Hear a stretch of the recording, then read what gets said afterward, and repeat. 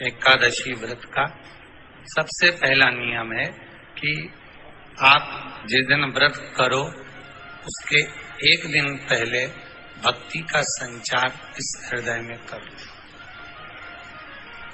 भक्ति का संचार इस हृदय में कर लीजिए। जिस दिन आप व्रत करो, जैसे एकादशी का व्रत कर रहे हो तो दशमी के दिन शाम का समय जब आवे, रात्रि जब होने लगे, शाम का समय आवे और रात्रि का आप जब भोजन ग्रहण करो तो उस भोजन में कोई ऐसा पदार्थ ग्रहण मत करिए जिस पदार्थ के कारण आपकी एकादशी बिगड़ जाए। एकादशी का दूसरा नियम बहुत ध्यान से सुनिएगा। जिस दिन आपकी एकादशी का व्रत हो उस दिन प्रयास करिएगा कि अपने हाथ से किसी भी वृक्ष की कोई पत्ती टूटे ना। अपने हाथ से किसी भी वृक्ष की, पौधे की, किसी भी वृक्ष की पत्ती अपने हाथ से ना टूटे।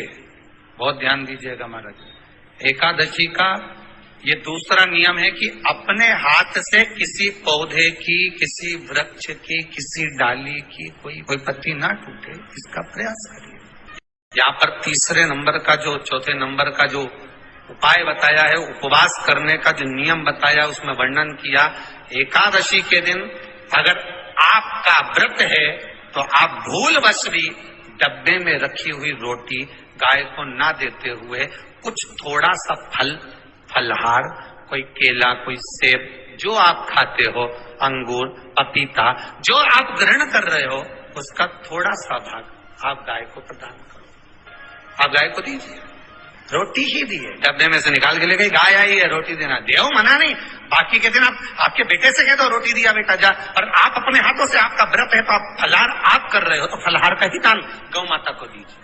पांचवा वर्णन किया चतुर्थ भाव में, बन सके जितना एकादशी के दिन भगवान का ओम नमो भगवते वासुदेवाय का जाप करें या अपने गुरु मंत्र का स्मरण करें, या जो मंत्र आपके हृदय में समाहित हो, श्री शिवाय नमस्तुभ्यम, ओम नमः शिवाय, राम कृष्ण शिव, जो मन पड़े उसका भजन करें, पर दिल से करें। जितनी देर करते बने उतना देर करें।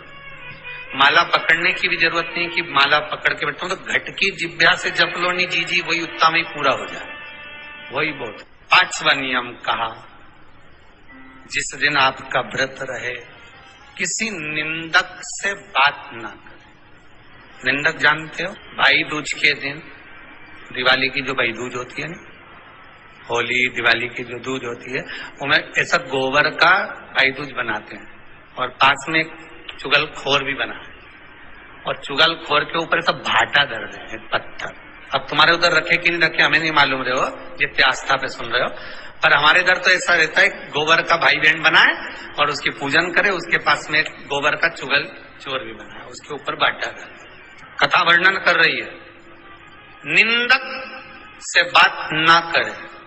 मान लो किसी ने आकर आपको निंदा कर भी दी तो तुरंत सूर्य नारायण भगवान का दर्शन करें और 3 बार उनका दर्शन कर नेत्र बंद करें, तब जाकर वो निंदा जो अंदर गई है, अंदर पवित्रता प्रदान करेगी, तब जाकर एकादशी का व्रत लगेगा। पहले तो प्रयास करो, अगर जो निंदा करने आता है ना तो उसको उस दिन एकादशी वाले दिन दरवाजे पे लिख दो।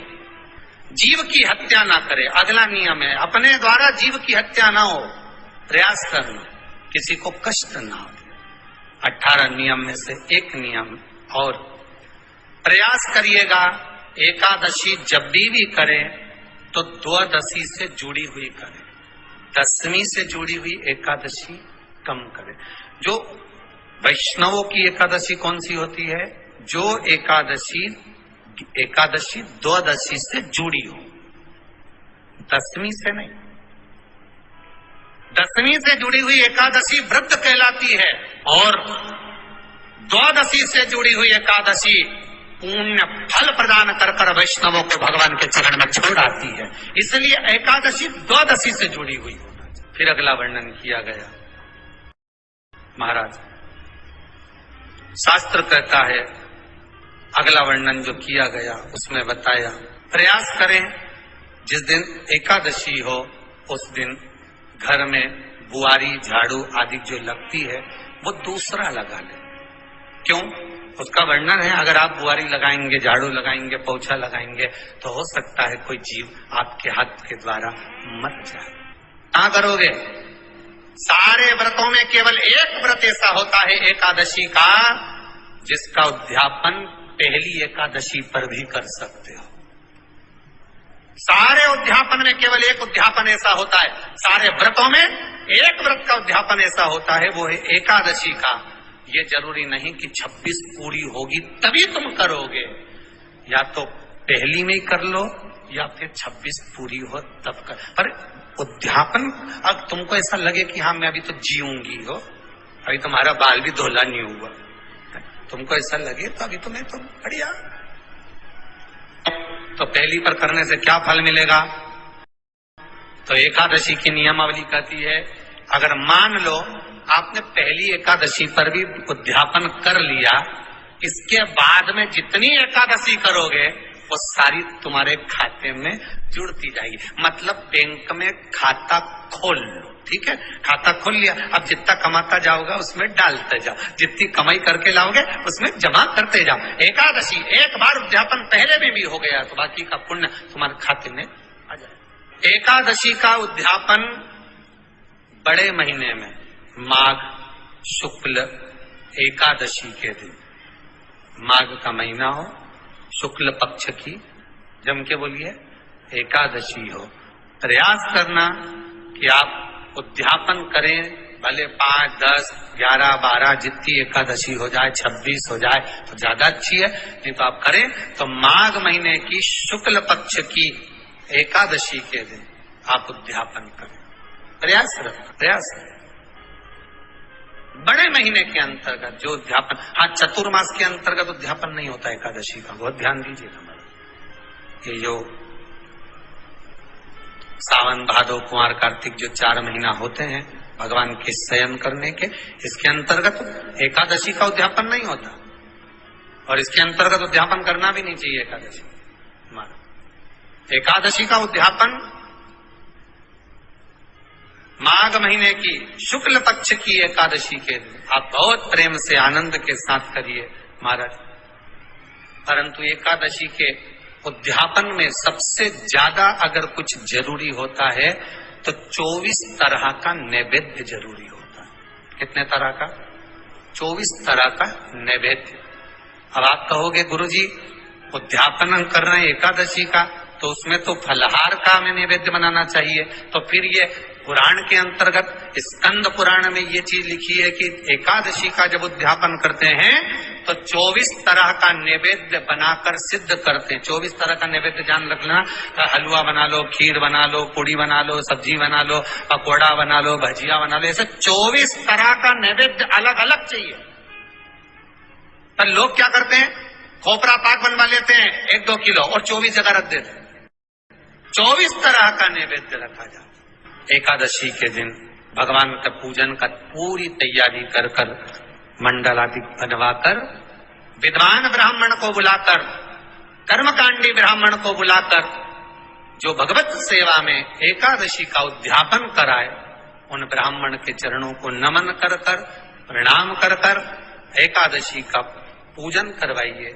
और उस मंडल की पूजन कराकर हवन द्वादशी को कराइए, एकादशी को हवन नहीं। एकादशी के उद्यापन का जो हवन होता है वो द्वादशी। श्री शिवाय नमस्तुभ्यं। आपने जाना कि एकादशी को कौन से उपाय करने चाहिए, क्या नियम अपनाने चाहिए। पंडित प्रदीप मिश्रा जी ने जो अपनी कथा में उपाय बताए हैं वो सारे उपाय बहुत ही ज़्यादा असरदार होते हैं। और आप एकादशी के व्रत करते हैं या फिर आप एकादशी को अगर जो ये उपाय बताते हैं वो उपाय आप बिना व्रत के भी करते हैं, तो इससे आपको अपने जीवन में बहुत ज़्यादा लाभ देखने को मिलता है। अगर आप भी पंडित प्रदीप मिश्रा जी के उपाय जानना चाहते हैं तो आप हमारी वीडियो को लाइक ज़रूर करें और हमारे चैनल को सब्सक्राइब करके ज़रूर रख लें।